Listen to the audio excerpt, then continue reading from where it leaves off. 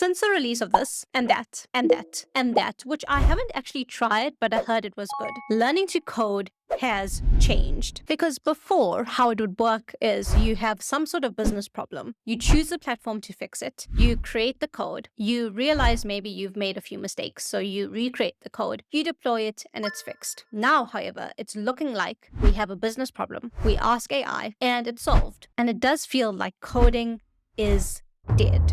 In fact, NVIDIA CEO recently said, over the course of the last 10 years, 15 years, almost everybody who sits on a stage like this would tell you it is vital that your children learn computer science.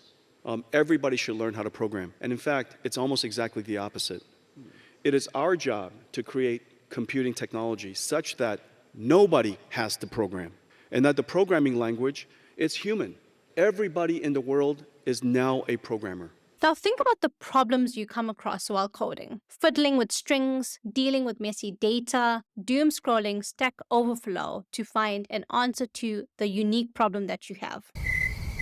We've all done that. And all of these can be solved with AI in just a few prompts. We can't deny that natural progression that always happens. In the 1950s, we had assembly that transformed coding. In the 90s, Java came and changed the game. And now we have AI. Which brings up the next question, why bother learning to code? Just because there's someone else or something that knows how to code doesn't mean you won't need to be skilled in it, because everyone can mess up.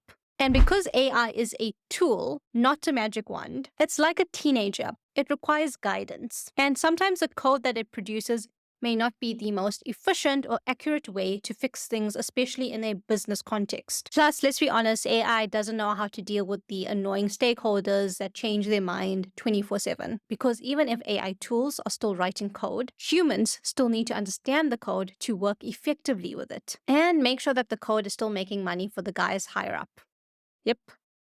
So learning to code is important, but that doesn't mean that you should go back to the old ways of learning to code, where the more languages you know, the better developer you are. Thank God. Those were insane times, my poor resume. What I mean is that they're all the same. For statistical analysis, you can use Python, you can use R, it's similar. For web development, you can use JavaScript, you can use Ruby, it's the same. For mobile app development, you can use Swift, Kotlin, Flutter, the same. So depending on what you want to solve or create, pick one language and you're covered. And worry about the others if the time comes, and if the time does come, you can ask AI. Now, how can you be ahead of this curve? Firstly, understand how AI works, which would probably entail taking a course or watching some YouTube videos. But watch it from actual developers and not those channels who claim to make $10,000 a month using AI. And if you haven't, start including AI-powered coding into your workflow. This can be something simple like creating small debug tests, which we all love, or you suck at documentation, let AI do it. Impress your boss.